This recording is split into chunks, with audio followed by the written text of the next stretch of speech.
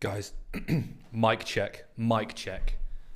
Can somebody in the chat just let me know you can hear me so that I'm not just talking to an empty room?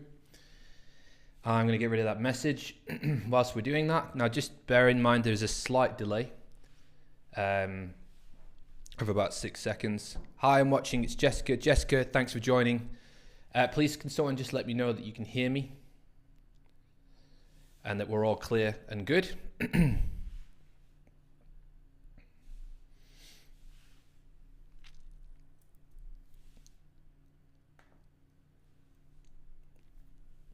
Look at that, guys. TV level quality going on here. Right. If Scott or Jessica just let me know that you can hear me in the chat, that would be really helpful because I have apps. Yes, perfect. Jessica, thank you. That's really helpful. Thank you for coming back to me and just confirming that. Really helpful. Guys, apologies for having to do a live stream today. There's I know a lot of you are on campus. A lot of you have seen me this morning as well. And essentially, we've got the delayed session from last week. So we had a scheduled session where we were talking about what makes a good journal, and that's what we're going to be covering today.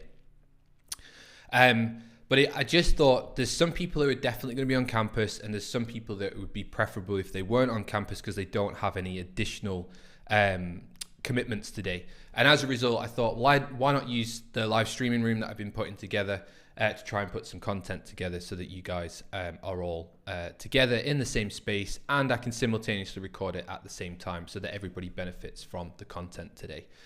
Please do say hello in the chat. I can see the chat at all times, by the way, guys. So it's just down here on the bottom. So Scott with Miles and Jamie, thanks very much for joining the session today. And we've got Jessica. Jessica, I'm assuming you're joining from school. If you are, thanks very much for coming in, and hopefully this is all working out for everybody. If there's any issues with the stream quality, if you can't hear me, if something isn't clear, if there's something on the screen that you look like you think, oh, it probably shouldn't be there, then just let me know in the chat. The more that you interact in the chat, guys, the better it is for everybody. I am going to be asking for your input as well with regards to some of the feedback that we've got on the unit so far as well. So without further ado, then let's have a look and just go through some content. So I am going to kick off the session today thinking about some of the things that we could maybe improve moving forward. So one of the things that came back from the feedback assessment that takes place on kind of like a postgraduate course level was a few issues. So one of the issues was that you guys reported back that you felt like you had a missed ethics opportunity. And if I'm honest, I would tend to agree with you. So when we were outlining the timetable for this particular unit, the vision was that we would kind of put the ethics session outwith of the main timetable and put it within semester one. Unfortunately, that didn't happen for a variety of different reasons, but usually it boils down to my capacity, if I'm honest. Like, I have quite a few roles across the university, and sometimes if things aren't specifically timetable or scheduled in, then it can get lost. So I can only apologize for that. And therefore, you guys felt that early January, or that early semester one, late January kind of submission opportunity was kind of like a missed opportunity because you guys didn't really have a full appreciation for the ethics process. And I agree. There's no point in arguing that point, as I completely agree with you. So as a result, we're going to take an opportunity today to try and see if we can slot in an opportunity for a fourth submission on the dissertation timetable so that we can then all have that additional chance, if you like, to try and get stuff in before the deadline. There was a little bit of feedback as well with regards to the lack of clarity on the ethical approval process. So I'm going to revert back to the handbook for the unit, and we're going to have a little bit of a look with regards to the content that's contained in there as well, just so that everybody's very clear about what the expectations are moving forwards. So what are we going to do? I'm going to try to explain the context around the ethics session and what was happening and what went wrong there. So if there's any follow-up from that, then just let me know. We're going to talk through that ethics process, and then again, I'm going to give you guys an opportunity to ask any further questions if you have any. And again, every time I look down this way and over this way, guys, it's because I'm trying to see if anybody said anything in the comments or in the chat. So if you do have anything to sort of contribute or add, just add it. It will pop straight up on my screen, and then we can all go from there. The final thing is we're going to get the calendar open. We're going to sort of take the opportunity for a bit more of a sort of a democratic, if you like, approach to the final submission opportunity for the ethics deadline.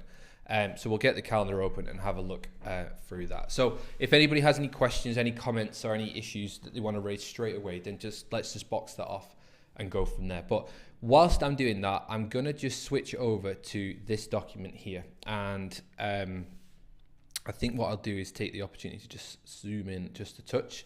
And I may even just make myself disappear a second, and then we can talk about this document. So, excuse me. If we go down to the timeline towards the end of this document, we can see a few different things. So let's have a look where we are right now.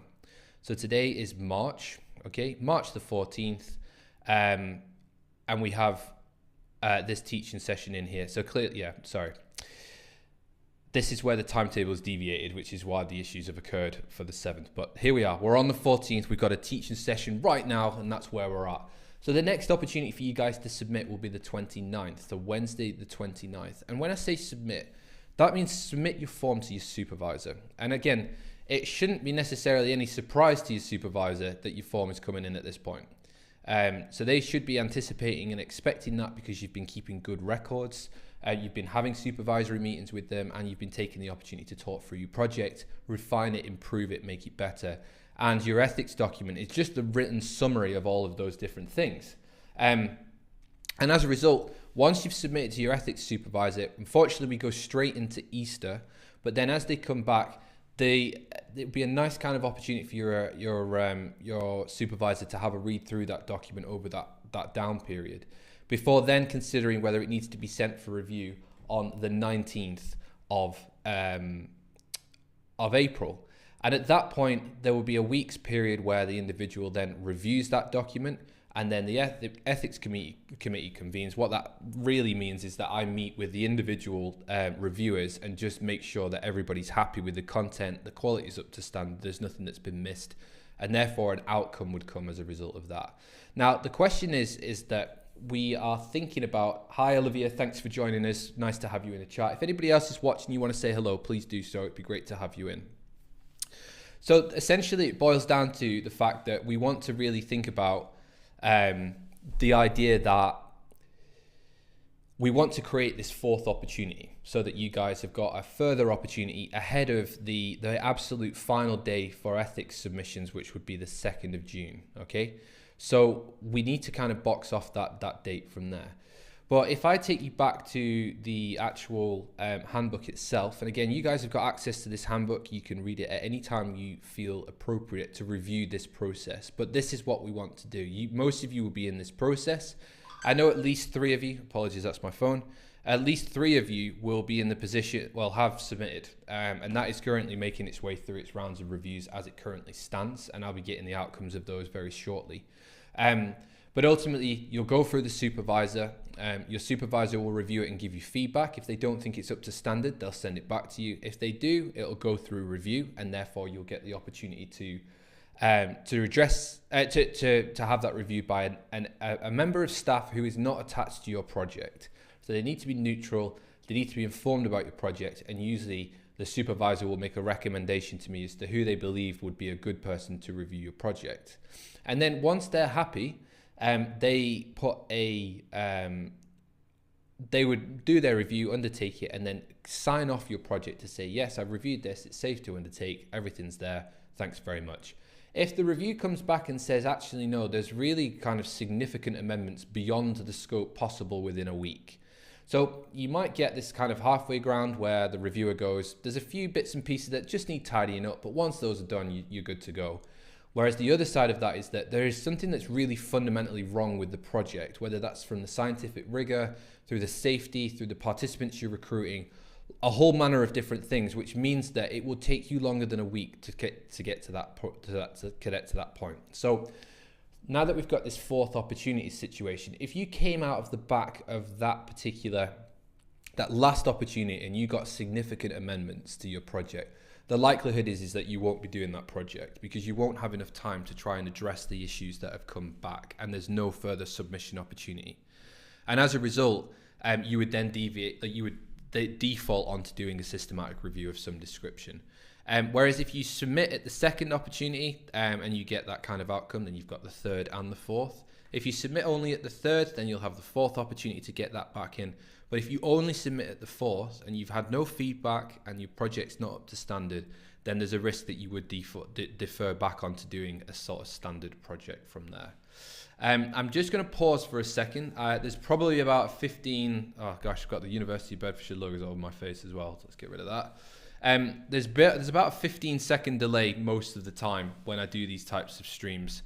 So I'm just going to politely wait for any questions to come through on the chat and give you guys an opportunity to just sort of kind of come in and ask any points that you want to make.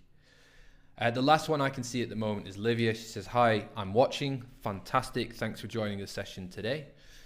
I'm just going to pop this on so I can see who else is watching in the stream. Good stuff.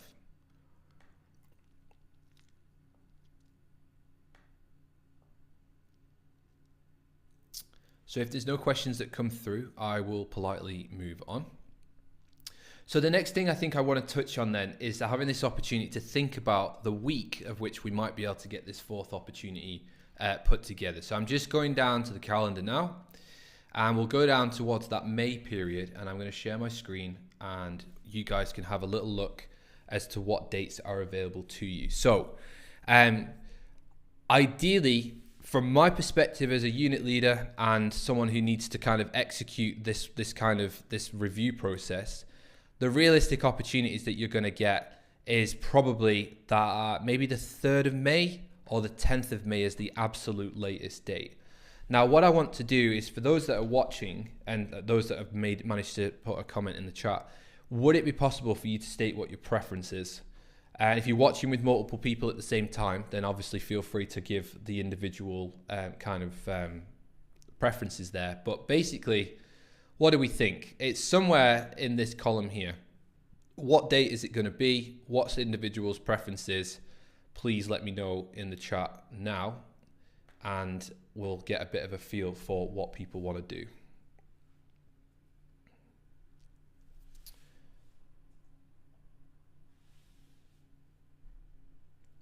So I'm waiting for responses. Don't leave me hanging. So Scott's come in and said May the 3rd.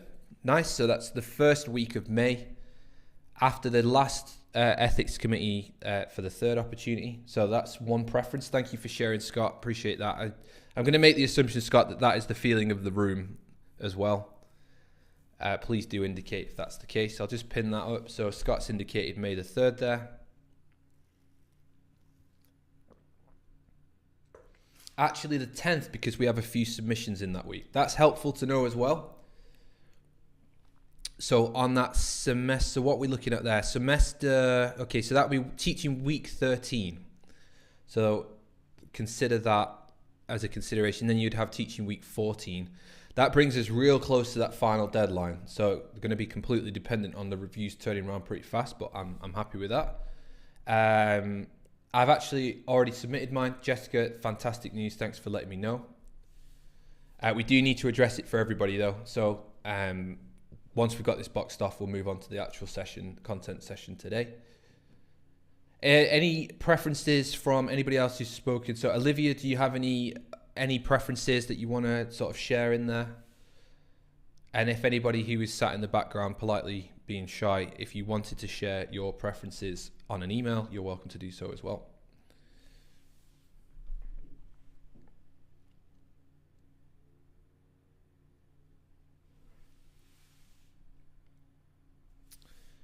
So at the minute we're looking like, because anybody hasn't indicated otherwise, we're looking somewhere around this area. So I'm going to green it just for the time being until I hear a convincing argument otherwise. Well, I'll leave that with you guys. Okay. So if you have a preference, state it now, and then I can set it on the chat. If you don't have a preference, that's fine. You're happy to go with whatever. But if you're watching this after the fact, you need to email me fairly quickly before I announce the date. But I just wanted to have you guys have the opportunity to have the opportunity to have your say. Yeah, Jessica, that's fine. Sorry, I just meant I didn't have a preference because I've done it. Yeah, great. I know quite a few of you have already done it, which is great news. And some of you will be definitely targeting this next opportunity basically on the 29th, which is a good target really, in semester, ahead of the really busy period at, weeks 10, 11, 12, etc. So cool, excellent. Guys, I'll leave that with you then. I'm going to get the slides up for the session today, and then we're going to kind of crack on from there. If anybody else has any questions, concerns, queries, whatever about the ethics. So Kerry, thanks for sharing. May 3rd, coming in there. I think I might have to potentially do a poll, but we'll continue on as we see fit there. But thank you for sharing your preferences. I really appreciate that. All right, guys, let's move back to the lecture content, and we'll take it from there. So today's session is all about thinking about how can we rate the quality of a journal. So when we talk about journal articles, we're talking about the specific research papers that are contained within those publications. But what about the actual publications themselves? Like when we're thinking about the quality of data, what types of things are we going to be looking for? So by the end of this session, hopefully we'll be able to understand how to review a journal's quality and recognize how to access the resources to support a decision for the assessment journal format. So this ties in to your dissertation because you're ultimately going to have to choose and select a journal that you want to hypothetically submit your work to. So that journal is going to dictate exactly what the submission criteria is going to be for the work that you submit. And that means that depending on who submits to which journal, each of your individual formattings for your dissertations are going to look quite different. Some of you may target some MDPI journals. Some of you might target a Springer journal. Others may choose otherwise. It'd be really great actually if anyone can share in the chat what it is they are thinking of doing, if there's any titles that they've come across where they think that would work really well. And think about whether you're being led by that advice that I gave you before Christmas about potentially looking at journals that meet the kind of scope of the work that you want to do or that you're doing in your project, but also have a template that you can utilize. And we're going to touch bases on that again because I think it's a really helpful piece of information for you guys to take away from the session. So let's move on. Think about how do we assess whether a scientific journal is any good? So before I put that up, there's a little taster there. But what do people think in the chat? When you look at a journal, what types of things are you thinking about when you think about journal quality? Is there any metrics? Is there anything that you might have picked up on with regards to thinking about quality? What does that look like for you? And again, please don't be shy in the chat. Just say what you think. It's a lot easier when you guys interact, and then I can then just keep going. But what do we do? What are we looking for? What different things? So Scott's come in there. Great suggestion there. So number of citations. So you could look at a journal and a specific issue or an edition of a journal that's been released and sort of ask the question, well, of the papers that are contained within that particular issue, how many times have each of those individual papers been cited? Now, some things to consider there. If the journal has only just released those articles, then there's going to be no citations because nobody's had the chance to actually cite them within existing work because they don't know they exist. So that would be one potential downfall for very new research coming out, that if you judge the quality of the journal article itself and it's brand new, then it's not going to have as much opportunity to be cited by others. So that's a great suggestion. What else might I look for? What are the metrics can we think about when it comes to journals?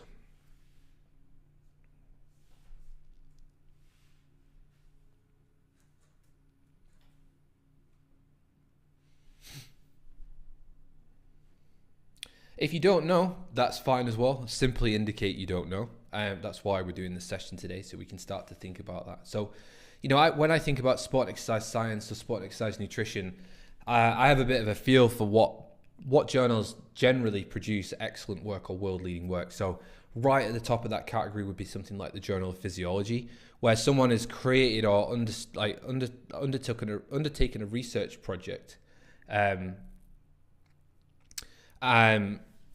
Someone's undertaken a research project and it's fundamentally changed the understanding of physiology for a species, for human beings under a specific context, or like the primary mechanism of how physiology as a whole works.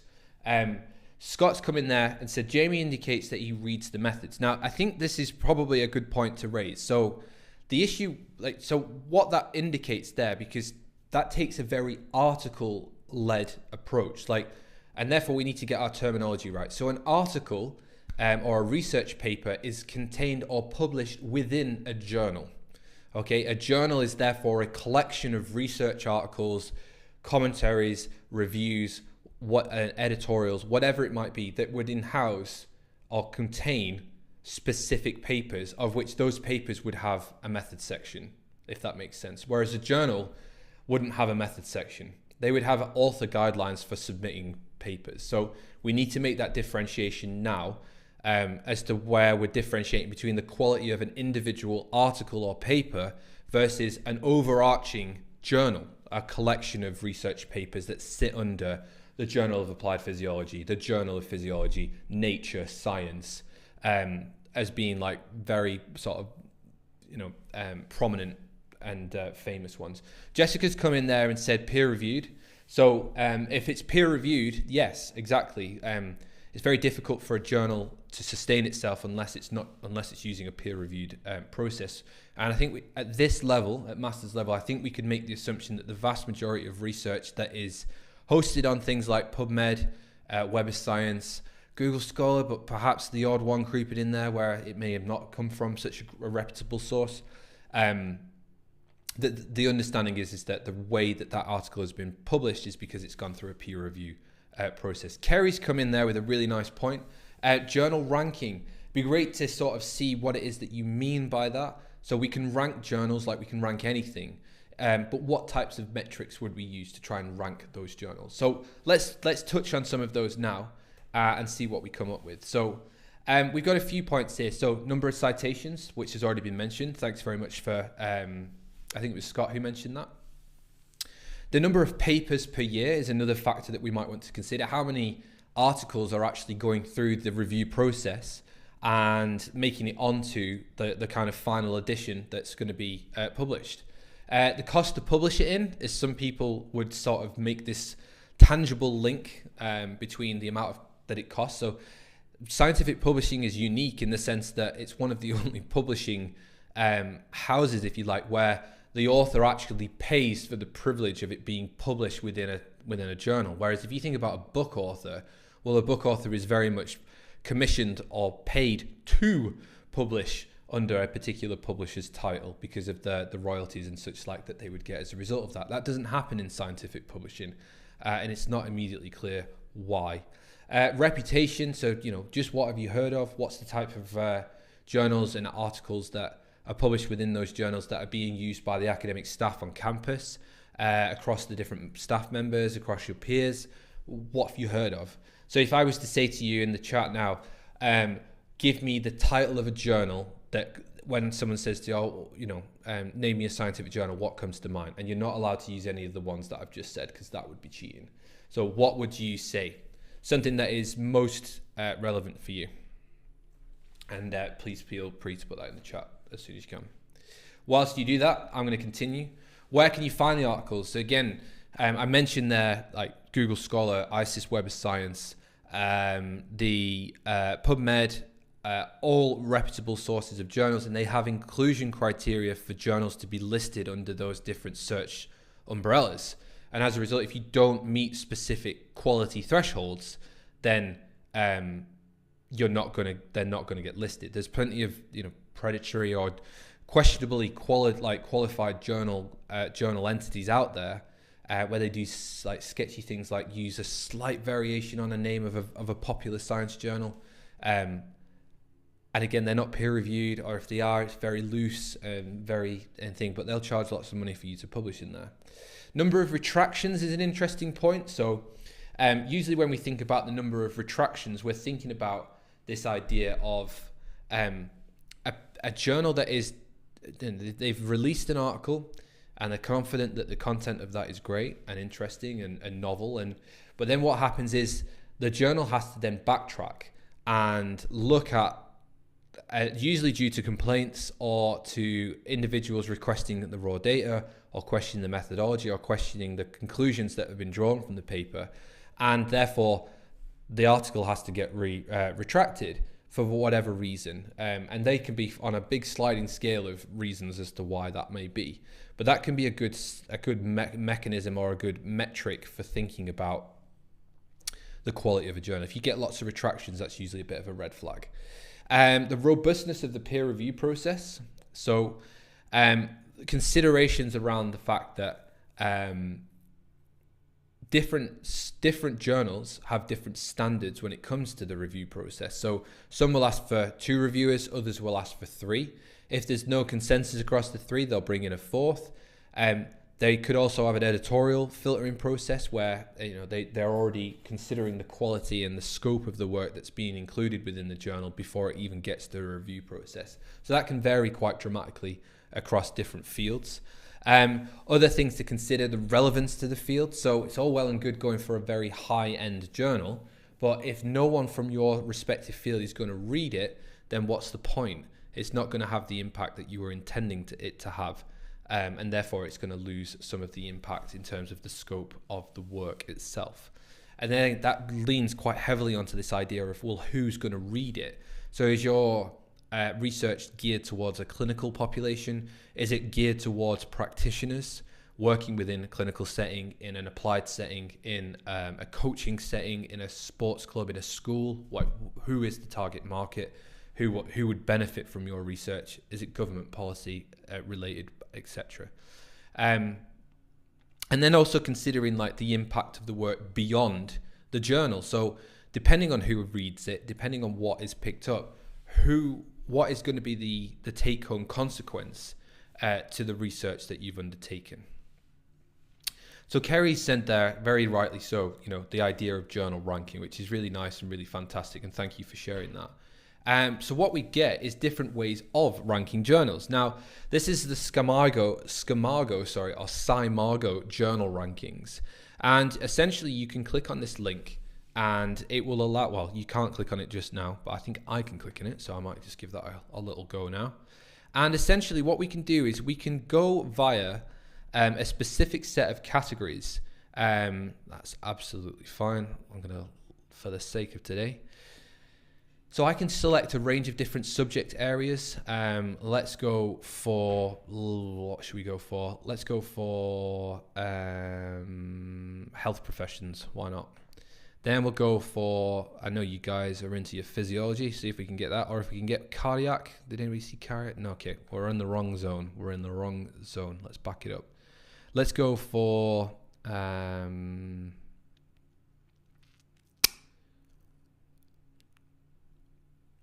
probably medicine is the overarching topic there. Oops, sorry, I clicked on the wrong thing. Then categories, now we're getting in the right place. So let's go for cardiology and cardiovascular medicine. Fantastic. I can search by country, region, etc., etc. We're just going to leave that all because we want to be inclusive in our search. All types, well, we want journals. We don't want book series and anything like that. And we can go back to the year 2021. Now, what we can see here is that this particular website therefore ranks the journal based on a range of different metrics that they've got up here. So they've got the type, then they've got the SCImago Journal Rank Indicator. It's a measure of a journal's impact, influence, or prestige. It expresses the average number of weighted citations received in the selected year by the documents published in the journal in the 3 years previous. So lots of different factors that are being brought into how you rank the quality of that journal. They're really emphasizing how many times a particular article within that journal has been cited, and they're leaning on the currency, as in and under what time frame, so the past 3 years. And they're also considering the number of citations based on the number of papers. So you could technically, if you only focused on just citations, you could artificially bump up that metric by just publishing loads and loads of papers, therefore increasing the likelihood that at least most of them would get at least one citation, and therefore bump up the total number of citations.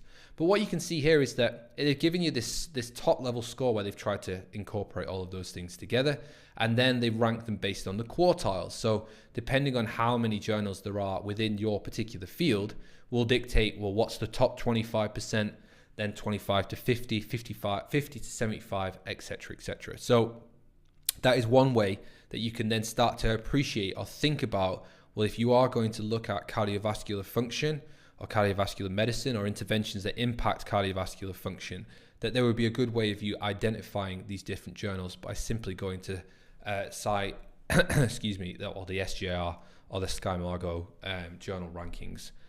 So something, if you weren't aware of, you can go and have a look at and then go from there. We're going to talk about a few of these extra different criteria in a second. So let's just move back over. So that's another way of doing it. So you can see here, I've done it for nutrition and dietetics because that's where I kind of sit on the grand scheme of things. And we can see the American Journal of Clinical Nutrition is coming up at top from the last time that I did this from 2020. And again, you can even compare the SJR ranking between those two different scenarios. So where the cardiac physiology one, and arguably therefore more people are impacted or affected by that, therefore there's a greater scope for people to want that information. You've got 9.7 versus 2.6, and simply because of the scale of the work that's being done and the likelihood that that could be considered. So when you're thinking about what journal to sort of put your work into, scientists may come and look at the journal rankings to see whether they can get their work within a higher quality journal or one that's considered to have a greater amount of prestige associated to it. And therefore that has, knock-on consequences for them. And again, you can have a look at the individual metrics that underpin some of the journal's performance, if you like. So you can see their performance of their overall SJR score over time. You can look at the total number of documents that are published each year and therefore make an assessment as to whether they're being more selective about which articles make it through. How many total citations versus self-cites. Again, you could technically ask all of your submitting authors to simply cite work that's only published within the journal, and that would artificially increase the citations that you get. And as a result, you've got total citations versus self-citations, where very minimal baseline there. There's no encouragement going on there, but you can see that the work is clearly having a wider impact beyond its own journal sort of world, if you like. And therefore, you can then start to look at number of citations per document over 4 years, 3 years, and 2 years. And you can see how that essentially is diminishing over time, less citations per document per year. So there is a fantastic amount of metrics that sit underneath these journal rankings. But one of the most prevalent and one of the most common that you're going to come across is the journal impact factor. Again, it's gone quiet in the chat. I hope people are still watching. But I suppose the question is, has anybody heard of the journal impact factor? And if so, what journal have you heard of, and what impact factor number did you come across? And again, any answers to that question, please put them in the chat. So I can see we got 6 people watching, so we've got 6 opportunities there for some responses. So please do put them in if you get the chance. That would be fantastic.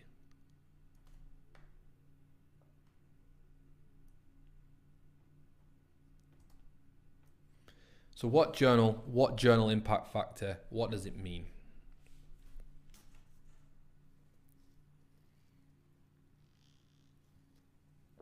So Jessica's come in. Thank you, Jessica. I've never heard of it. That's absolutely fine. To be fair, I went through most of my university life as an undergraduate, not knowing. I didn't do a master's, so I just went straight onto PhD. So JAMA around 157.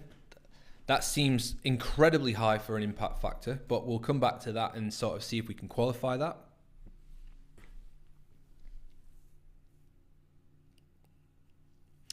Anybody else coming in?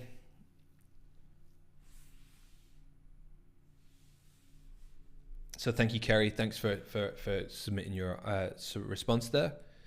What about Scott, Miles, etc.? Have you heard of impact factor? Do we have any journals that spring to mind? any numbers that you can associate to those impact factors.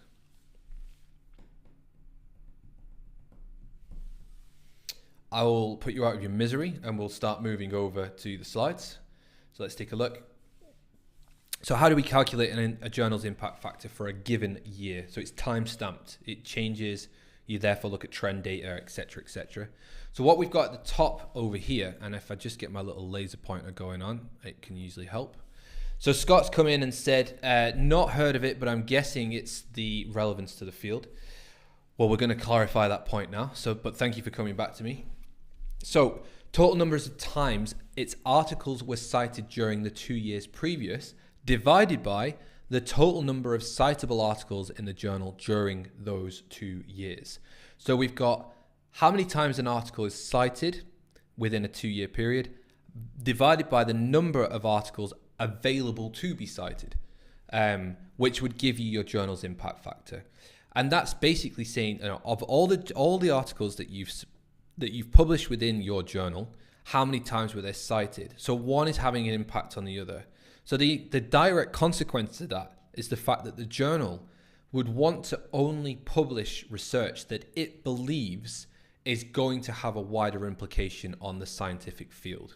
So particularly when you think about JAMA, Nature, Science, the Lancet, the New England Journal of Medicine, Nature Materials, Chemical Reviews, all major scientific publications, they're only going to be wanting to get involved with articles or research where they have a fundamental impact on the scientific community.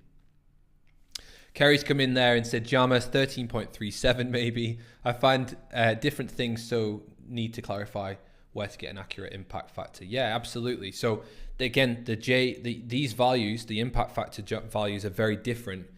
So again, you can see here, if we look at the impact factor scores for the New England Journal of Medicine coming in top there, you can see that's coming in at 60. So we've got this scope between, somewhere down at the bottom there at 10 all the way up to 60. I would say that the vast majority of journals that if they're not included on there specifically can fall between sort of 1 to 10 as well. And, there is a glut of different publications where they would have an impact factor lower than that because, they just don't have the scope or this very niche area. So for example, the International Journal of Sports Nutrition, Exercise Metabolism is one of the best journals that you can put some of your sport and exercise nutrition related research into. But ultimately, it's very applied research, generally speaking, and therefore it's not going to ever have the impact that, for example, the Lancet, Nature and Science is going to have because they have such a wide remit, first and foremost, and they are very selective about the specific impact that the findings of that paper is going to have, and essentially, how wide of an influence is that particular finding going to have across the research, across scientific research as a whole. Does that make sense? So we can then use impact factors as a metric for comparing. So let's keep going forward. So you can see here, as I was saying about this is almost like a histogram of different journals that have different impact factors. So journals that have an impact factor that is greater than 1, greater than 2, greater than 3, and you can see that there is this kind of diminishing response as we move forward with only 1.97% of journals that could be considered in this particular metric between this time frame fall within the greater than 10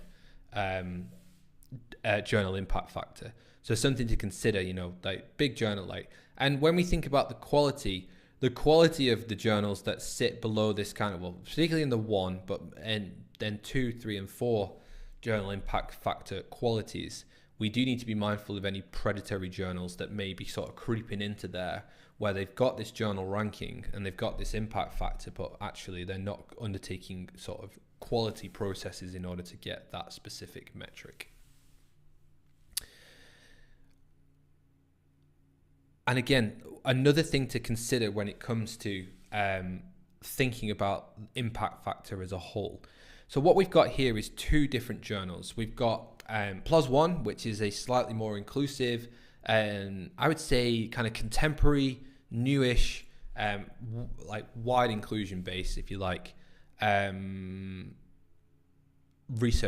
journal where you can publish work, and it only has an impact factor of 3.1, but some very decent stuff that goes into PLOS One. If I got something in PLOS One, I'd be pretty pleased with the quality of that work that went in there. But if we compare that to Nature, you can see the impact factor there is 38.1. Now, what is going on there?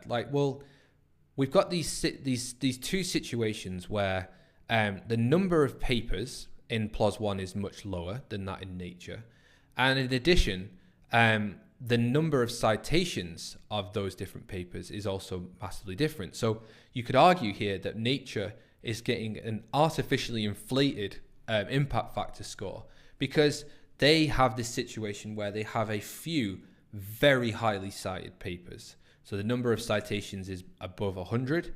And therefore, you're in the situation where only a few of these papers have such a high citation score that has such a massive effect on the impact factor. Because it's not just the number of papers, but also the citation of those papers. And that drags up this impact factor. So it doesn't necessarily mean that all of the papers that are included within Nature are exceptionally high quality, but it's clearly that there's the journal leans on quite a few just a few fraction of the number of papers that they produce that are highly cited because they have this really fundamental impact on the scientific community as a whole. So that's just something to consider when you think about looking at impact factor as a metrics. Now, we can also use Hirsch's index or H index. Has anybody come across the term H index?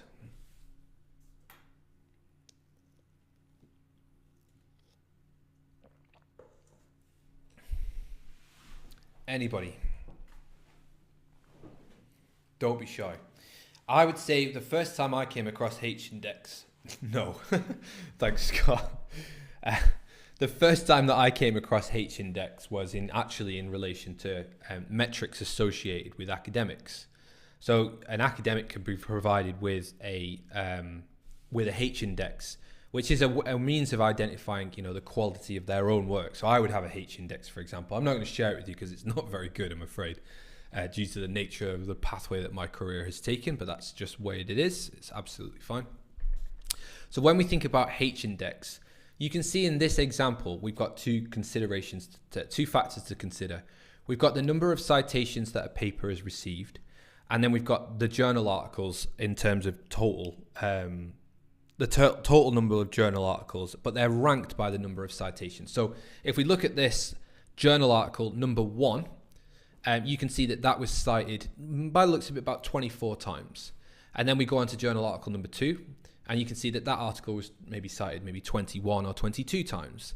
But then we come down to this point where we have this inflection point where there's a crossover where the 6 most highly cited articles have each been cited at least 6 times each. And as a result, the H index is 6 for this particular journal. And that's because there is only 6 papers that have been cited at least 6 times. There's 7 articles that have been cited at least 5 times, but 6 articles that have been cited more than 5. So you get a H index of 6. Now, if they were to produce another paper and that was cited, say, for example, 10 times, then that would bring their H index up again to maybe 7, because they would then have 7 articles that had been cited at least 6 times, if that makes sense. So we have 6 articles that have been cited 6 times, but we don't have 7 articles that have been cited at least 7 times. Does that make sense? So you can do this on a journal level. So you could look at the number of articles that have come out from a journal. How many articles is that? Rank them by the number of citations, and then whatever the common denominator is, how many papers for the least number of citations, so 10, 11, 12, whatever it might be. You can then qualify the number of citations versus the number of articles and produce a Hirsch's index or a H index. You can also do this on the individual level. So you can look at the H index for an individual, because an individual has produced a certain number of journal articles and they would have a certain number of citations on those articles. And therefore, that's a good indication of their career trajectory, the impact that they've had more widely on the community, etc., etc. And you can look those up fairly readily. So here's two examples of two researchers. Let me just get rid of myself so you can see this properly. We've got researcher A and researcher B. And they both have an H index of 4. And researcher A is an early career, so you've got 4 highly cited papers, but only 4 papers. And as a result, you can only have a H index of 4 because there's only 4 papers to go by. Whereas researcher B is in the mid-career, they've had 12 papers, but a lot of those papers haven't had many citations. And as a result, they still have a H index of 4. Despite the fact that they have much more papers, they have much more articles, you could argue that those articles haven't had the intended impact that perhaps this researcher was wanting to have, considering the fact that their H index is still at 4. You would hope that anything beyond less than those 4 citations would pick up more citations and therefore have influence. Now, one of the downsides to considering this, however, is the fact that an individual may have a particularly highly cited paper, and it's because it's bad. They've done something that's of poor quality, they've drawn a conclusion that can't be made, and therefore those articles get cited, but not for the right reasons. So we can't always make an assumption about the number of citations that a given article gets and its quality, because an article could legitimately be cited numerous times for very negative reasons, like this wasn't done well, this was done poorly, there's a methodological flaw here.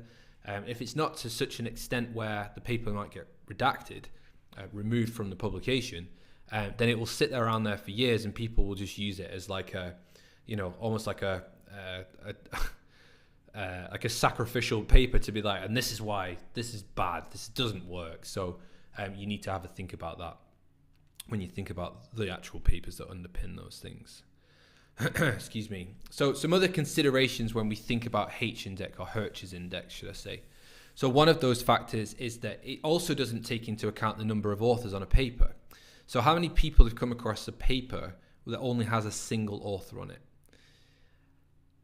I'd be very curious to know if anybody has, and if they have, it's usually a review paper where an individual's just smashed out a meta-analysis because they had nothing else to do with their time, and they like reading, seemingly. So that would be one example. But a scientist is the sole author of a paper with 100 citations should be given more credit, in theory, than someone who is similarly cited on a paper with 10 co-authors. So this is quite a common practice, particularly where now we're living in a world where science is very rarely conducted in isolation. So you have a team, a multidisciplinary team of lots of different scientists with lots of different skill sets, whether it's psychology, whether it's computing science, whether it's the use of AI and technology, whether it's a biochemist, whether it's a pathology lab, whether it's someone who's done a genetic analysis on a sub-portion of those things. All of those individuals may have contributed a small fraction of the overall paper, but ultimately there's still 10 co-authors all going towards this bigger project, and therefore there is more opportunity for the quality of that, but they're all treated individually. It doesn't matter if there could be one PhD student at the start of those 10 co-authors who recruited 1,500 people, took blood samples from them all, did exercise testing with them, brought them into the lab to do a battery of tests, but also happened to take a blood sample, and then that blood sample went around 3 or 4 other different labs for the analysis, but everybody gets their name on the paper because they did some work on the paper. So again, it's a tricky one to balance that for individuals, and it leads research groups to adding individuals to papers on what's called a names on papers kind of arrangement, where they might do a very trivial amount, but they want to try and keep their H index up. So it makes the research group look better. So everybody goes on each other's papers. It doesn't necessarily mean they contributed anything, but it's another means of sort of gamifying this idea of H index and getting you to excel in your career a lot faster. Another consideration is the early career scientists. So outstanding scientists with like small numbers of publications can't have a high H index because they just don't have enough papers.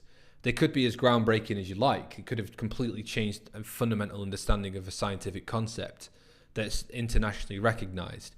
And as a result, it just wouldn't wouldn't work. So the example given here is Albert Einstein died in 1906, and his H index would be stuck at 4 or 5, despite the impact that his work has had, particularly until this point. And therefore, it just really gives context to the H index, as whether it's a true, accurate representation of the quality of the work that's been done. Again, generally speaking, review articles tend to get cited more because they are collections of work. It's almost like a fast track to understanding, for researchers to understand a particular area. And because they contain so much quality information in there, they're easily citable because there's lots of novel, interesting and new ways of communicating ideas. But nevertheless, it's still there. So, and then the extension of H index. So it's kind of broad and beyond science. It's difficult to compare fields and disciplines so directly. So a good H index is impossible to define. So the H index I'm referring to generally leans on the biomedical sciences, the clinical science, medical science, physiological science, whereas psychology and social sciences, and even beyond that into like your humanities, your literature, your slightly non-science based research that's undertaken. Does H index work in the same way? Well, we can't say with certainty that that's the way that it works.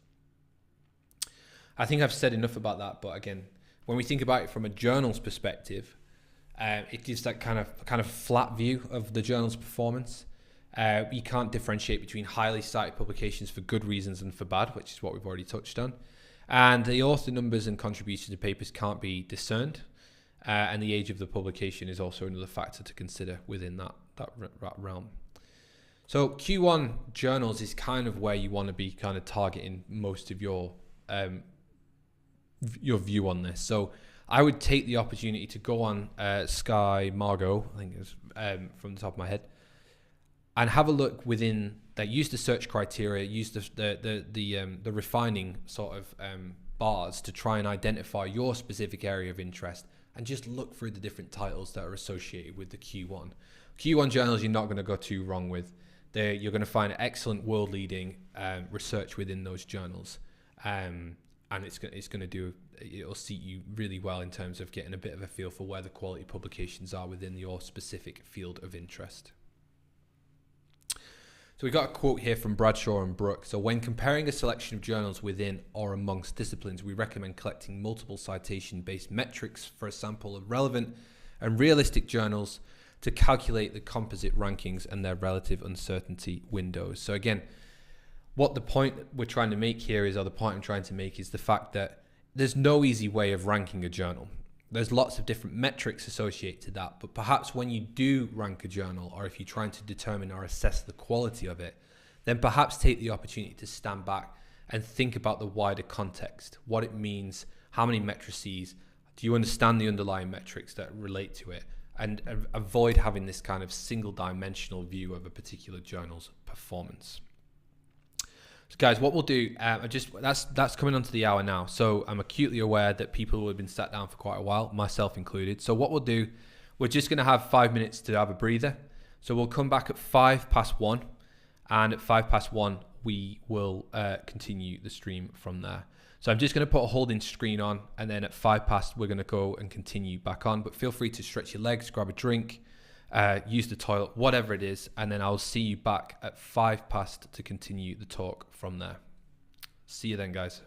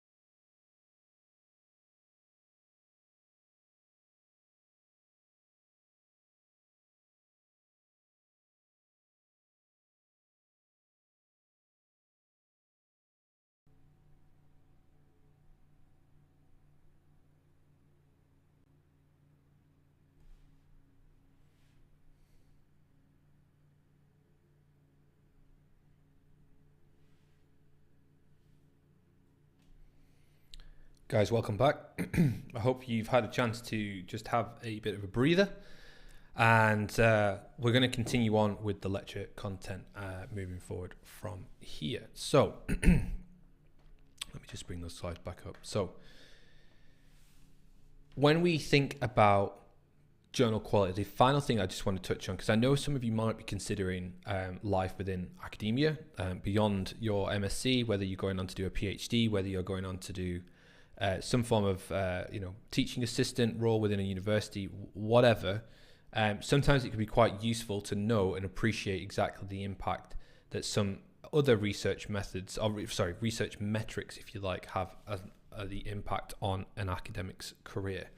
So what we can see here is that the university, or universities generally speaking, in academic life, generally use three different metrics. So you've got the TEF, which is a teaching excellence framework, the KEF, which is the knowledge exchange framework, and then you've got the REF, which is the research excellence framework. And essentially universities are scored based on those three different criteria. Now the research excellence framework basically takes an individual who works within a university, it looks at their research outputs, and it gives them a grading or a ranking depending on the quality of those different outputs specifically. So on average, a member of staff should be producing somewhere between 2 and 3 research outputs within a 5 to 6 year period, and of which those individual articles that are put forward for consideration will be ranked as 4-star, 3-star, 2-star, or 1-star papers. And you can see the different criteria just behind me here about what exactly that refers to. So a 4-star paper is world leading in originality, significance, and rigor. And essentially that is the kind of the primary aim of most individuals within a UK university, is if they are undertaking research, that they're targeting a 4-star paper. So world leading in originality, significance, and rigor. And therefore you could argue that a large part of the decision-making process that undertakes a reviewer who reviews the quality of the REF submission, a large part of their consideration for this is simply looking at what journal that research was published in, and that would make up a decent amount of the consideration around whether that was a 4-star paper or not. And therefore you could infer that, well, impact factor must be a factor that generates these rankings, like in terms of how well a particular piece of work is done. And yeah, it does. Generally speaking, a higher impact factor journal is going to command a 3-star or 4-star rating for specific pieces of work that you've done.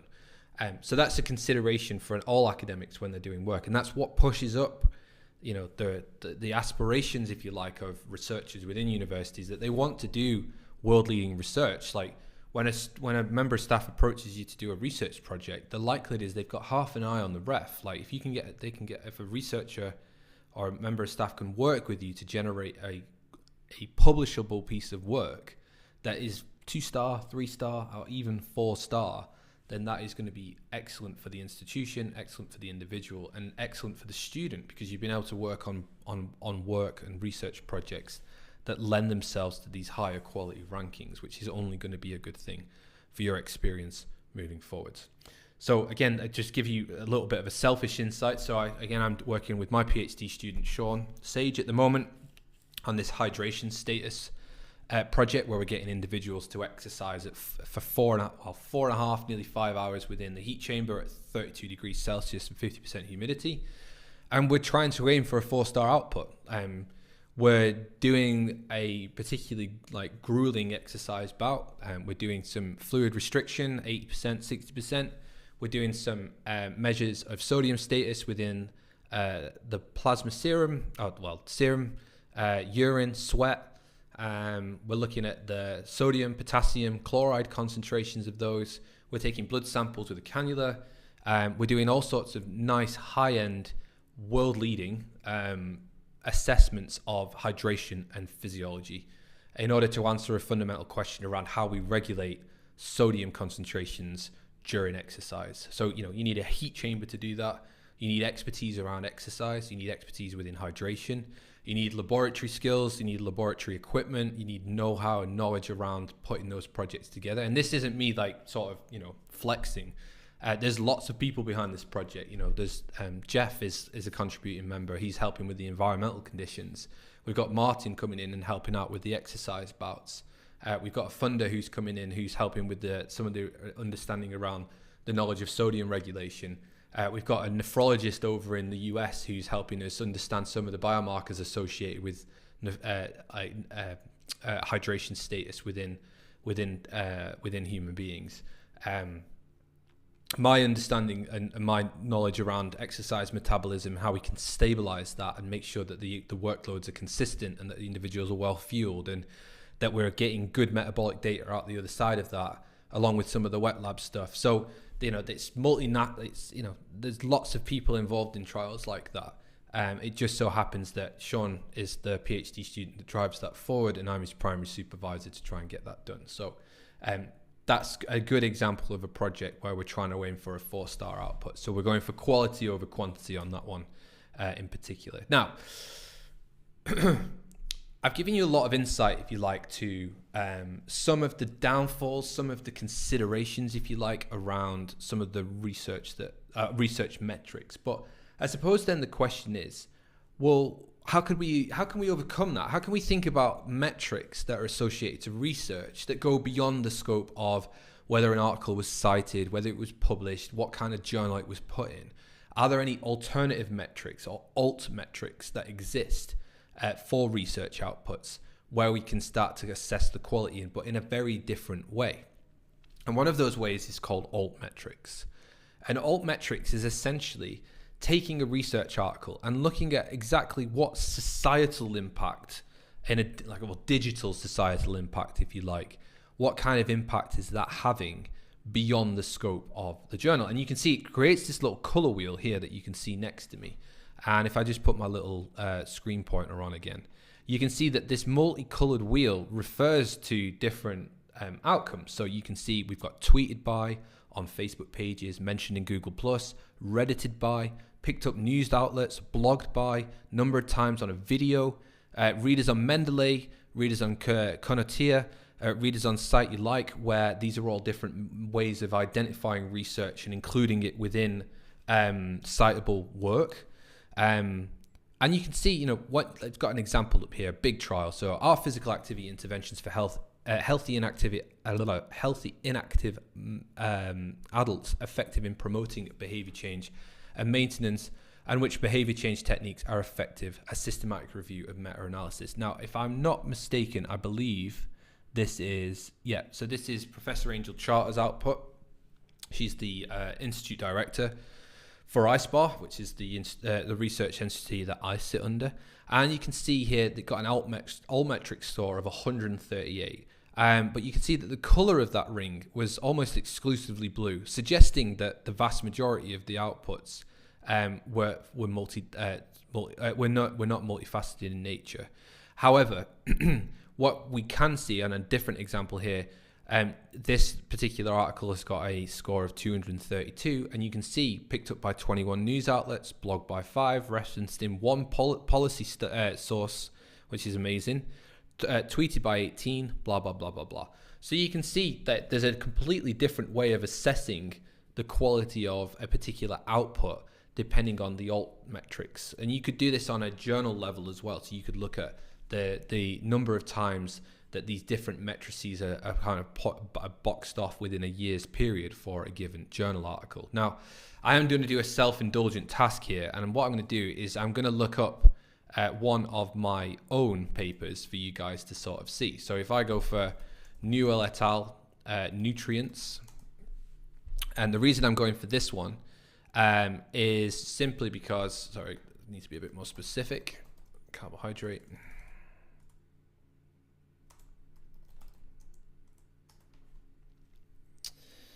The reason I'm doing that is because obviously I'm very familiar with the work since I wrote it, and also that Nutrients is not only a great place to get a template for you to put your thesis together, but also they report the alt metrics for this particular thing. So a few things to box off.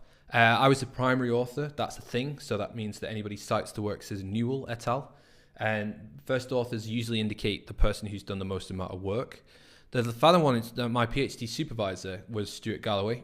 He's the final author, and again, that's another significant position within exercise physiology, medical sciences, the whole lot, is that the first and last positions indicate who did the most amount of work, who was the overarching senior author on the paper.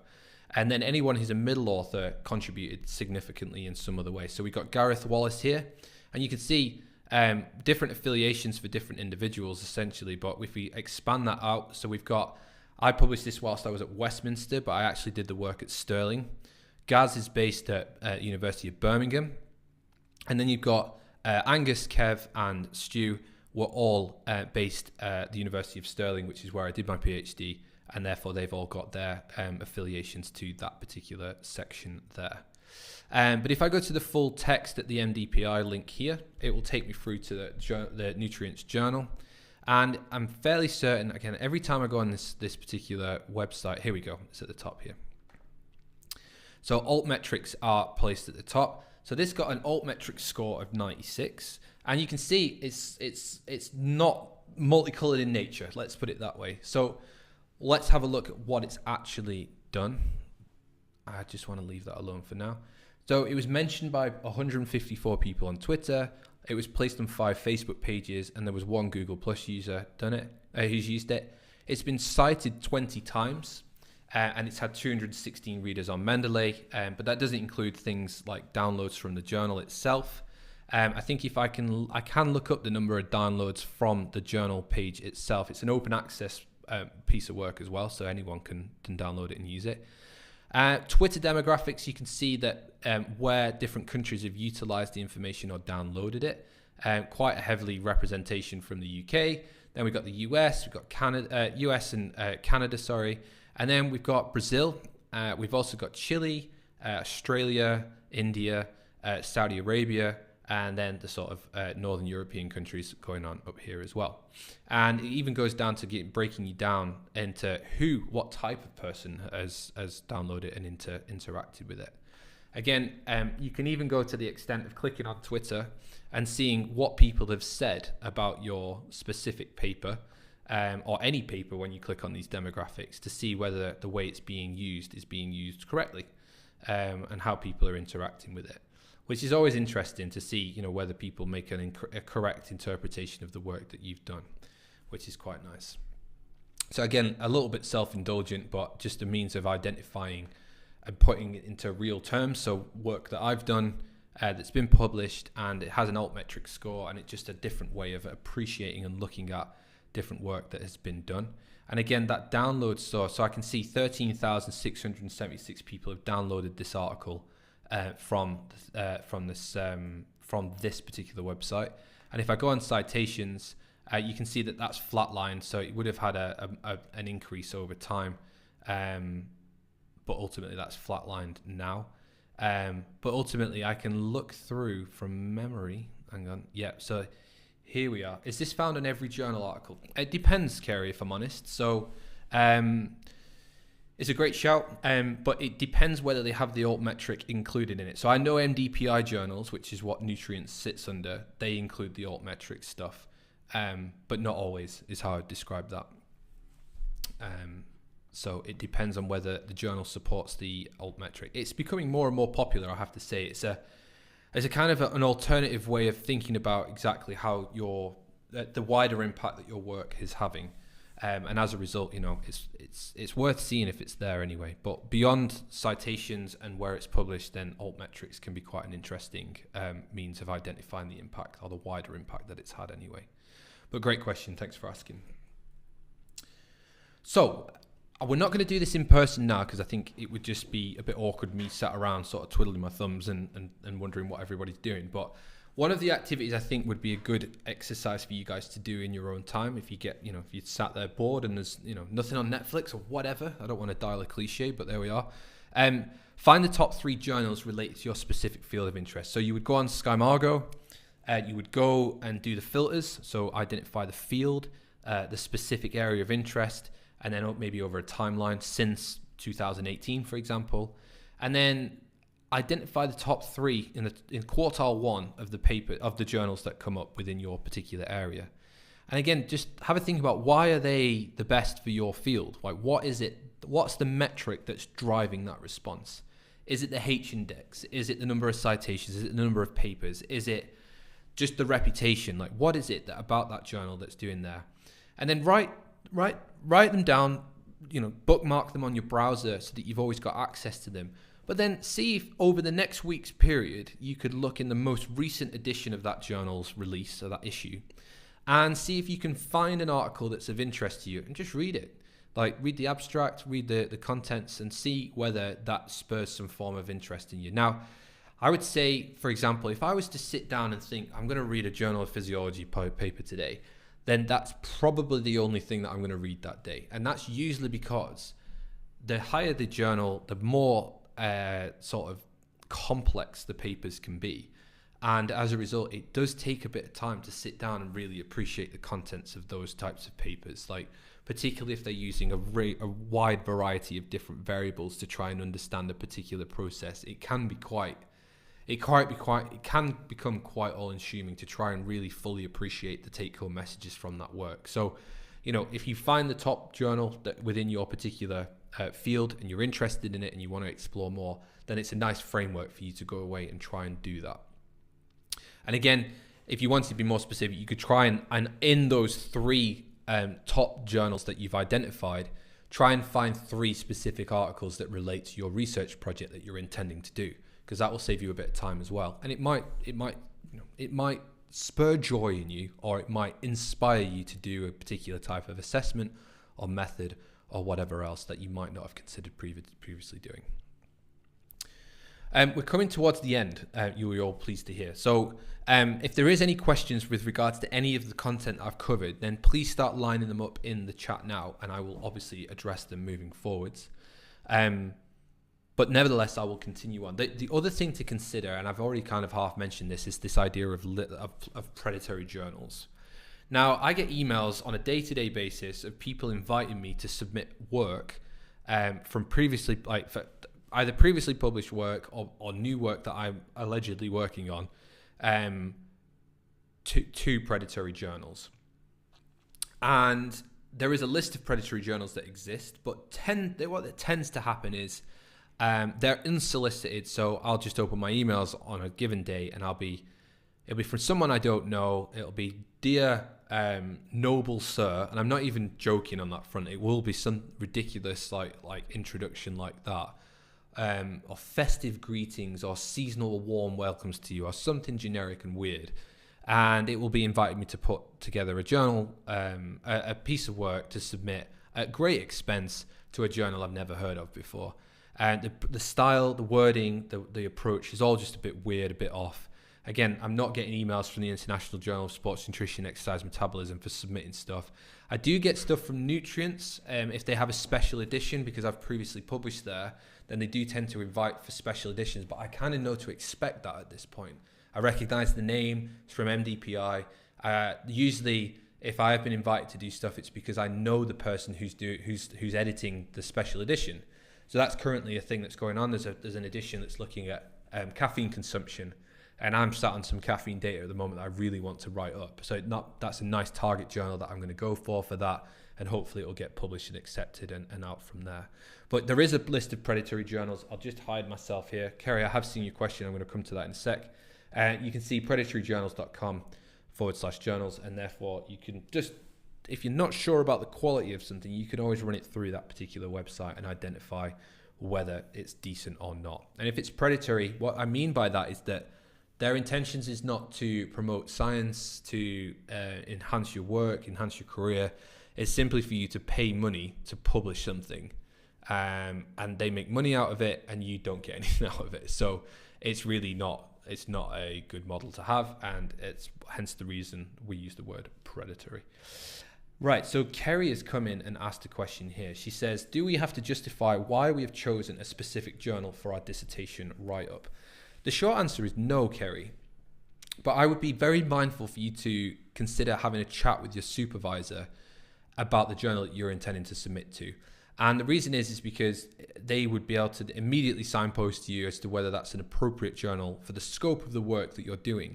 So for example, if you like if you're putting together a research project in a given area and then you're submitting it to a journal that just makes no sense whatsoever, it's not within the scope of the journal. So for example, you were looking at, I don't know, the number of badgers in a badger set and the proximity to brambles. You're not going to be putting that into cardiac physiology, or something along those lines. Like the two just are completely not associated to one another whatsoever. So to some extent, you don't have to justify it, but at the same time, it needs to be fairly apparent to the reader that the reason you've chosen that journal for submission is because it falls within the scope of the work that you're covering within your project. So if you tick that box, you're laughing your head off and you're fine. You won't have any issues. But have a chat with your supervisor about sort of recommendations. They're probably going to make recommendations based on where they've previously published and the experiences that they've had for that. But it could also be driven by the submission criteria that you're going to have to adhere to. So that could be because the word count is a little bit more flexible, or they have a journal template that you might want to consider using. It makes life a little bit easier, stuff like that. So have a chat with your supervisor, make sure that they're on board with what you're doing, make sure it's in line with the context of the work that you want to do, and therefore it kind of says a nice story for that type of thing. But thank you for asking the question. It's a good question. So let's head back to the slides and then just have a look. So again, we talked a little bit about this, but if you're using Skymargo, then you're going to be able to identify decent quality journals in their top quarter, so quarter one. And then the Web of Science Journal Citation Reports, a multidisciplinary index to journals with impact factors. There's a nice link there that you can click on. And then Scopus, an abstract and citation database, including benchmarking and analytical tools that allow researchers and librarians to better compare and evaluate journals. But others may include PubMed, SJR, Google Scholar to some extent, but just be careful because there is stuff that creeps up on there, which is a bit strange. But I tend to use Google Scholar if I already know what the paper is, because I've found it somewhere else, but I'm finding it difficult to actually locate the PDF version of it. It seems like Google Scholar is a lot easier to identify where a PDF exists of that particular paper beyond the university library. And therefore, if I know what I'm looking for, then great. Or typically, if I know the article that I'm looking for and I know that there's probably a citation in their citation list or in journals that have cited that paper, there's going to increase the likelihood that I find something decent on there, if that makes sense. I might show you a quick example of that actually. So if I just head over to Google Scholar now, Google Scholar, excellent. And I'm going to go on to Google Scholar. We've got my previous, dietary, I've been searching for males apparently, which is a thing. But the talk test for training intensity is an interesting one. So let's go with that. Talk test for training. So what this is what's the maximal exercise intensity you can sustain whilst maintaining a conversation? And how well does that correlate to different physiological thresholds? For example, ventilatory thresholds or lactate thresholds. And it's used as like a surrogate measure of those things within the field where you don't have access to blood sampling, you don't have access to a metabolic cart. And I had a client come through the Human Performance Center who was very keen on determining what his talk test intensity was. And I was like, I literally had no idea what he was talking about because we have no reason to have to do that. So let's see here. So evidence that the talk test can be used to regulate exercise intensity. I can see it's published in the Journal of Strength and Conditioning Research in 2015. I already know that's a decent journal, let's put it that way. But here's some useful things that you can do. So the first thing, I'm signed in, okay? I'm signed into Google, but this is my personal account, so I'm not going to click on it. But I'm signed into Google, so that means that when I want to save a journal that I've come across and I think, oh, okay, that's decent. When I click on save, it will save it to my lists. I can create a new list and I can say, well, research methods 2023. We'll stick it in there. Cool, magic, done. So then that is always going to be in there and it makes it easy to find again. The next useful thing, if you didn't know this, you can get the citation, the written citation of it by clicking on cite. So if I click on cite, it churns out the different formats and say I want a Harvard thing, I can just click on it and copy and paste that to my references list if I was doing a manual references list. and just double checking that that actually meets the style guidelines for whatever it is that I want to use. Now, if your journal says you need to use APA or Chicago or MLA, Vancouver, then you would select the appropriate ones.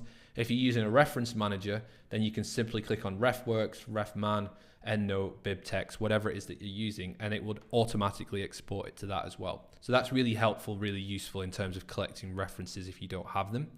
Now, again, I've mentioned before, I can click on this particular link here, and it says, well, it's been cited by 56 papers, which is great. Okay, well, that must mean 56 papers that are specifically interested in the talk test. Now, I could then search for this criteria for things like, I want to search within this citing articles for things like cycling. And I'm only interested in articles that refer to cycling within that paper. And therefore, I've got this kind of this failed check where essentially anything from 2015, when this paper was published, onwards, that has cited this work, that has included cycling in its paper somewhere, will be included on this list. And again, it's a really nice way of trying to harvest papers that help you to understand a particular idea or a particular element of the research that you're interested in as well. So I'd recommend using that. And then what was the other thing I was going to do? Yeah, there's related articles as well. Again, we're now deviating into the realms of it being a bit strange in the sense that you just don't know what's going to come up here, and the quality of these are going to be questionable. And then say, for example, I want the full version of this paper. Well, usually on Google Scholar, they're listed over here, but I can also click on all 5 versions of it, and it will give me 5 individual links where I have the opportunity to try and find that paper. And it's down here, academia.edu, where the paper is coming up. So if I click on that, it's probably going to be an immediate PDF link. Yep, here it is. And that's taking me straight to the paper. And that isn't the first link. So this is actually probably hosted on the university's website for these authors. And you can see this is the pre-published version of the document, and that's why it says accepted on the back, and it's in a completely different format. But at least it allows you to read the article without having too much trouble trying to find it. So that would be another top tip I would give with regards to using Google Scholar. If you've got any further questions on that, please do ask. The official reference manager at the university is RefWorks. So if I click on site and I went down to RefWorks and clicked on RefWorks, I've not been on RefWorks for a little while, so it might not allow me to go in. So yes, export to the newest version of RefWorks. Yeah, so it's asking me to sign in. I'm going to make the assumption it is that.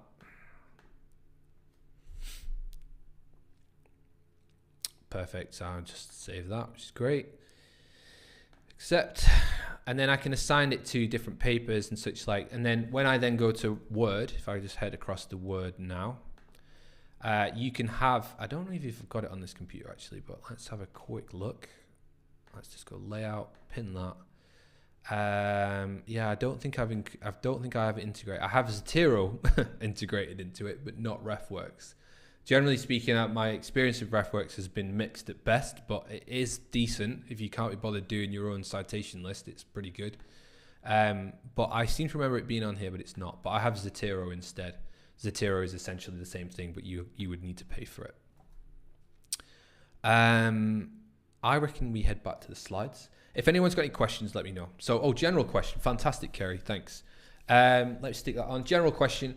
When are the deadlines for literature review and final dissertation submission? Great question. Let's head across to the dissertation handbook, which has got all the dates laid out for us and is available on the Braille website. If I scroll down to the timetable here, you can see that the assessment one for the literature review is due on the 19th of July. And then your final submission of your work for your poster, your thesis, and presenting your poster is the 29th for submitting the poster, which I seem to remember there being an issue. No, I think we're good. Yeah, the 29th for the poster.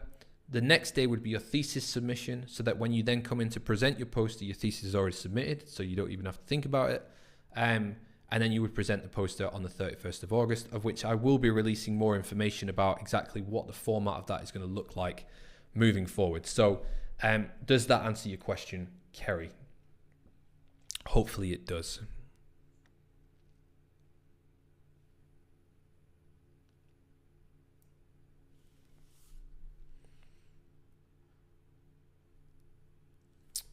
Good stuff. Okay, I'm going to make that. There is always a delay. There's always a delay. So I'm going to try and hold off and continue on. So I'm going to finish off the session with this consideration. Well, what journal template could I use? Thanks, Kerry. Thanks for boxing that off. Perfect. What journal could form a good template for your thesis? So on your assessment brief, it makes reference to, using different journal templates, or you have to submit to a journal. So you need to find out exactly what journal you want to use. Now, I've given the example here of the European Journal of Applied Physiology, and you can see for every single journal, there's always going to be a submissions guideline for authors. Okay, so you can see instructions for authors here, what you need to include on a title page, what the text needs to look like, the scientific style, the references, tables, artwork, supplementary information, etc., etc. So that would be the formatting guidelines that you would need to use if your intention is to submit to the European Journal of Applied Physiology. So if this particular journal indicates that you have a 5,000 word limit, then you can't go beyond 5,000 words. Whereas if you think, well, actually, I'd quite like a few more words than that, then you might want to consider submitting elsewhere. There's no reason why there's no limitation to where you submit, as long as it's a reputable journal and it has submission guidelines. And again, you would want to be making a link or submitting a link to the author submission guidelines when you put your thesis together, so the person who is reading the work can actually look and see whether you've adhered to the submission guidelines or not. Now, I made reference to nutrients having a submission template, and they do, and it's fantastic, and I highly recommend that you seek out other places that have these templates. So if I just look in my files here, nutrients template in documents, perfect. So I'm just going to open that up now, and I'm going to show you what it looks like, because it may save you a whole bunch of faffing about. So you can see here, Nutrients supplies authors with a submission template. It's a Word document that's formatted with the right text size, in the correct journal framework. The whole works, the whole thing is there for you to use. And therefore you just simply go through and populate the various different sections in exactly the way that you need to. And it goes one step further, because it tells you your abstract, for example, a single paragraph of about 200 words maximum. For research articles, abstracts should give a pertinent overview of the work. We strongly encourage authors to use the following styles: structured abstracts, but without the headings. So a background, a method, a results, the findings, and then the conclusions. But again, you wouldn't have individual things. And it just saves you messing about. It tells you exactly what the figures should look like, what a table should be formatted like, etc., etc., and you can't go too far wrong. For those that are particularly technically minded, a lot of journals provide their templates on LaTeX. LaTeX is essentially a way of formatting documents that doesn't use Word. But if you don't know how to code and you've never heard that before, I really wouldn't invest any time and effort beyond what I've just said, unless you're particularly interested. But it's a lot more technical than I potentially realize, and I feel like I'm a fairly technically minded person. So if you wanted to explore that and find out more, just let me know. I'll send you an email about it, but we're not going to cover that today. But the happy medium is a pre-formatted Word template, which is fine as well. Now, the final thing to box off that people, a question's just come in there, sorry. Do you locate the submission guidelines by going to the journals themselves? Yes, so let's do that. Let's have an example of that. Would anybody like to submit a journal title where I could go and search for it, and I'll look for it and I'll find the submission guidelines? Any journal, put it in the chat now, and we'll see if we can find the submission guidelines.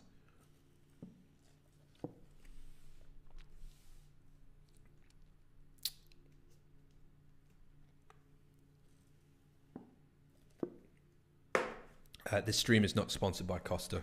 It's a physiological requirement for me to consume a minimum of 1,000 milligrams of caffeine a day. No, I'm joking, but I don't function without it at the moment. So a journal title, any journal title, and I'll go and search for it. I'll find the submission guidelines, and we'll have a look at what they say. Whilst I'm waiting for a title of a journal, I'm going to go and take a step back and just have a think about the fact that some journals recognize that, so when you submit a paper to a journal, there's no guarantee it's going to get published. And under those circumstances, you would then have to take a step back and go, well, actually, I need to submit somewhere else. But you've just formatted all of your work to the journal submission template that they've provided you, of which if you then want to take it somewhere else, you then have to reformat it again, which is a massive pain in the arse. Like, it's a huge waste of time.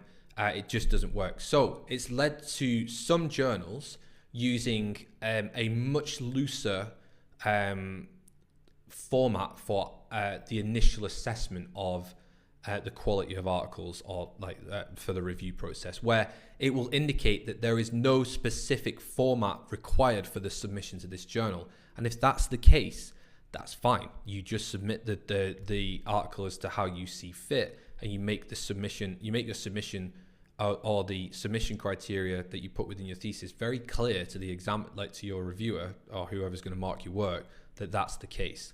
Now, there's good sides and bad sides to this, and this came up last year. So the good side to that is that you don't have to stress out too much that you're meeting the submission criteria for a particular journal.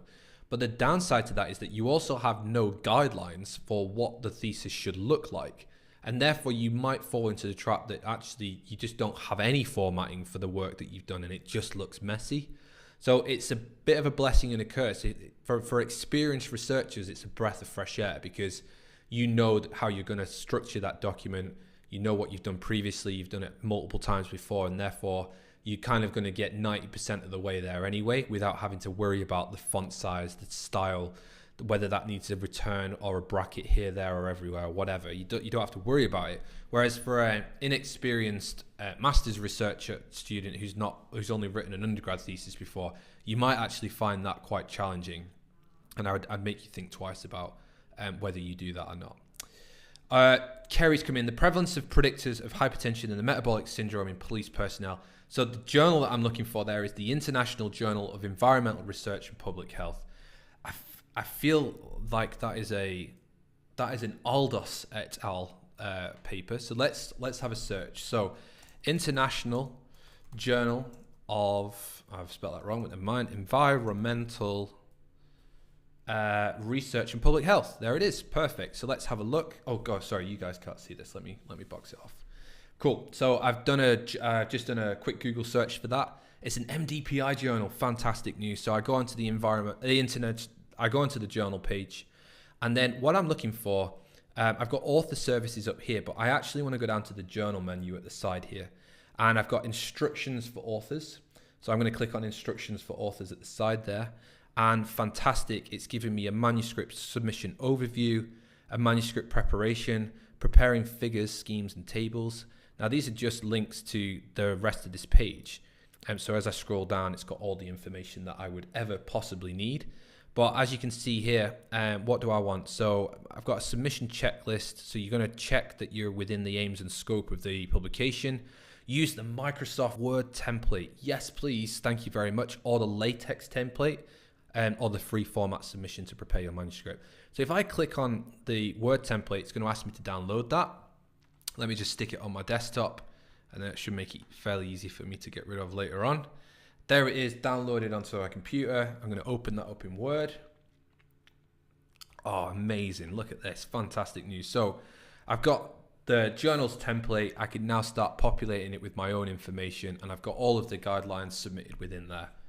Fantastic. But as I'm a diligent student looking to maximize the marks on this particular assessment, I'm probably going to have a little look at what's the expectation here, guys, in terms of what these guys are wanting for my work. So I know that I'm doing an original research article because I'm collecting data from real life research participants. So these are original research manuscripts. The work should report scientifically sound experiments. Let's see if I can just zoom in a touch so you guys can see this properly. It's not having it. Oh, there we go. That's better. There we go. Cool. So I'm up here. Excuse me. The work should report scientifically sound experiments and provide a substantial amount of new information. The article should include the most recent and relevant references in the field. The structure should include the abstract, keywords, introduction, materials and methods, results, discussion, and conclusion sections with a suggested minimum word count. which is interesting, of 4,000 words. So there you have your framework, overarching framework, of which that submission template that we just downloaded would be in there as well. Now, this stuff here, in terms of submission process, you're not actually going to submit the work to the journal. So please don't do that, because that will be embarrassing for everybody involved. But you would submit the work to the Turnitin link for your assessment. So we're not actually trying to get your work published. We're just trying to get you to use a kind of researcher's mentality to approaching a journal submission. And that's the way that you would go about doing it. Because it says anything about cover letters and stuff like that, we're not interested in, because you're not actually approaching them. But again, it gives you information about what the expectation is around the author biography. And then anything that's to do with additional funding, general considerations, font matter, blah, blah, blah. But if you just use the template, then you're laughing your head off. So Kerry, if you're going to be using the International Journal of Environmental Research and Public Health, then you are in a great position to be able to move forward with that. Download this template and you can start using it for your thesis as you see fit. If anybody else wants me to do exactly the same thing with a different journal, I'm available. Let me know and I'll put your journal title in. We'll see if we can do exactly the same thing and go from there. Whilst we're waiting though, let's go Journal of Applied, not Psychology, no way, Physiology. There we go. Journal of Applied Physiology, really nice journal. Top end stuff goes in here. If I ever get a paper in JAP, I'll be happy. What have we got? So we got issues, collections, information for authors. Yeah, I wouldn't mind a bit of that. So let's have a look at information for authors. Excellent. So publish your research with the American Physiological Society family of journals. Excellent. So here we go. Which APS journal? That would be quite an interesting little thing to have a look at. But then what have we got? We've got ORCID requirements, flex submit. Submit your work in any format. Fantastic. So this is touching on this idea that the journal is recognizing that you may be submitting your work in multiple different places and therefore you don't want to spend time doing that. So what's the chat, guys? So flex submit. New submissions are not scrutinized for compliance with our technical standards. As long as the required information is present, all author information, abstract, running titles, figures and tables, links to supplemental data, references, the manuscript will be reviewed for scientific content. Fantastic. Again, if you're happy with that, then great. But I would try and lean on anything which is giving you a little bit of advice and guidance. So for example, manuscript formatting requirements. Well, I'd probably want to be having a little look at this to determine exactly what they are looking for. Is there any criteria that I need to meet? Stuff like that. Because the flex submit is some ways too flexible for you guys, in my opinion. It just leaves you out there thinking, well, I'm not quite sure what to do. Whereas being a bit more prescriptive about the formatting style can actually be quite helpful because then you don't even have to think about it. Jessica has come in with Public Health Nutrition, Journal of, let me just go back, Journal of Public Health Nutrition, Public Health Nutrition Cambridge Core. I think that's it. I'm not. Yeah, all right. It's a Nutrition Society one. I think we'll go with the Nutrition Society one at the moment. Let's have a look at that. Good stuff. It's just loading. Nice. Excuse me. Okay, is a gold open access journal focusing on the promotion of good health through nutrition and the primary prevention of nutritional related illness within the population. Jessica, thinking about your project specifically, this could be a nice place to put it. Wow, impact factor 4.5 as of 2021. Total number of citations 21, nearly 22,000. We've got the cheddar in chief, blah blah blah. Online submission, directions to authors. Perfect, that's what we're going to go for. Just waiting for that to load. It's taking its time, so just bear with. Here we go. Nice.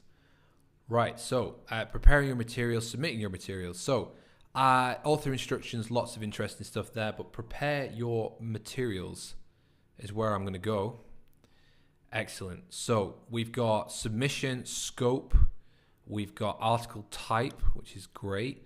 Publishing ethics, policy on prior publication, detailed manuscript preparation instructions. That's what we want. Excellent. So I'm just authorship. So yeah, it's going through exactly the sort of stuff that you want to include. Manuscript format. So it's going to give you a little bit more information there about what the expectations is. And therefore, yeah, you've got your submission guidelines all in there. So it's quite lengthy, that one. And you don't benefit seemingly from a template. And therefore you might want to have a think, or at least have a look to see if you can find one. And then go from there. Does that help? Hopefully it does. So I'm just going to swing back towards the journals for the slides for the session, because we are coming up against time, and we'll go from there. So some resources that we've talked about. So the SkyMargo is definitely something to have a look at. The journal submission guidelines for nutrients, just as a bit of a thing. Any MDPI journal is going to face that as well. You've got Clarivate for the Web of Science for looking at good quality journals. Understanding the impact factor, there's a nice YouTube video there that isn't linked, but it would be if you just put a space there. And then Publish or Perish, a nice kind of reflection on the scientific career and the importance of publishing within scientific careers from there. So this is going to be you guys. You're going to have your mental health plant on your desk with you. I try and surround myself by greenery when in stressful situations. And you're going to be smashing it out. Most students these days have an iMac. I just don't understand it. But you've made your life difficult there. But you're going to try and get your work done over the coming weeks. You're going to be working on your ethics submissions moving forwards. So if we just politely remind ourselves a little bit around the timelines that we're looking at. So I'm going back to my handbook as my holy grail of information related to the unit and my research project that I'm going to undertake. We're in March. We're on the 14th, so I can have this on my fridge, above my bed, next to my favorite pillow, replace the partner photograph that you have on your desk, whatever. Like, this is the most important document to you from this point onwards. You're heading towards the 29th, which is your next submission opportunity, which will give you peace of mind over the Easter period that you've got it boxed off. And then as you come back, there'll be another opportunity. We're going to battle it out between the 3rd and the 10th, but it could be the 10th due to your other commitments on different units. With this being the absolute worst case scenario, submission scenario, most of you should be aiming for the March the 29th up here. I think that would give you all a degree of peace of mind as you move forwards. And then as we move into the summer period, so May into June, July and August. June, July and August for the vast majority of you is going to be a busy data collection period where you're making the most. I'll be in there too, guys. You'll see me in the heat chamber with Sean and some very sweaty blokes who are losing a lot of mass through sweating in the heat chamber. So we're going to be in it together in some regards. In fact, from mid-March, April, May, June, July, August, all the way through to December, we're going to be doing data collection on that project. So I will definitely see any of you that are coming to the labs. But please keep working with your supervisor. Make sure you keep taking the notes, making supervisory meeting records so that you can include them in your thesis, and reaching out for help. So again, the Ask Me Anything hours that I run on this unit, if I just quickly ping back over to the unit site, and I'm going to show you, if anybody needs to speak to me specifically. Now I know, Jessica, you've made use of these, which is super helpful. I was very busy on the morning, but I think we got something boxed off eventually. But I'm fairly certain on this website, if I go through to, why is it not here? Just 1 second. Okay, that is annoying. So what I will add to the unit bot, I thought it was already on here, so my apologies if it's not on there, but it should be on there. You guys can book a meeting with me called my Ask Me Anything hours. And essentially, if you request a meeting with me, I'll send you an email back. It'll allow you to book a session on either a Monday or a Thursday between 10 and 12 for half an hour. And you can talk to me about whatever you want. So it could be about the project, it could be about the unit, it could be about other stuff, whatever it is, but that's what my office hours are for. So if you do have a reason to ask me any questions and you felt like you wanted a one-to-one with that, then just reach out to me on email, or I'm going to add the link to my Ask Me Anything hours on here so you can book a session. So yeah, I'm available every week, Monday to Thursday, unless told otherwise, because I'm, on leave, dealing with kids, sorting out whatever, life. then please make use of that anyway. So anyway, guys, that's the direction of travel moving forwards. In conclusion for the session, you can understand how to review journal quality and a range of different tools that can help you appreciate exactly how you go about doing that. How you can access resources to support your decision for assessment journal formats through the links in the online databases that I've shown you. So if you're not sure about where you want to go, again, touch bases with me and you can pick it up. You can critically evaluate your own research project references and their origin of publication, which is going to be super important.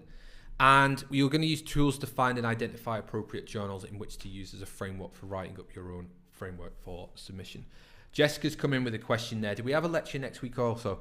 Now, I bumped into Jo and she said that we do. So I'm going to send out an announcement because I would like Andrew Mitchell to come in and talk to you guys about doing lit reviews so that you leave the unit with a good understanding of exactly how to undertake a lit review. But I need to check his availability and he would be much better positioned to do this than I would. So leave that with me. I will confirm as soon as I can, Jessica. And we'll go from there. I appreciate that you need to sort it out from a work perspective, so I'll try and get on top of that as soon as possible. But other than that, guys, thank you very much for tuning in. I hope you enjoyed the format. I'm working quite hard in the background at the moment to put the streaming software together so that we can use it more holistically. I hope you find the format works well, it's engaging, it's good quality, all that sort of stuff. Those are all things that I try and work really hard on to try and get this stuff working. Jessica, you've got it as the 21st. That is really helpful. So let me look into that and I will box it off for you. Scott, thanks very much. Thanks for joining, gents. I assume you're all sat in the same room, holding hands and thinking about how well your project's going to go. So thanks for that. Also, thank you to Kerry for all the questions. Amazing. And thank you for doing that. Jessica, thank you for joining as well. And Olivia, thanks for touching bases in the chat. As well, just to let us know you were watching. Thank you for joining the session. And if there's anybody else out there who hasn't said hello and you've been secretly watching, thanks for joining. Take it easy, guys. Good luck with your ethics submissions. Reach out if you've got any problems.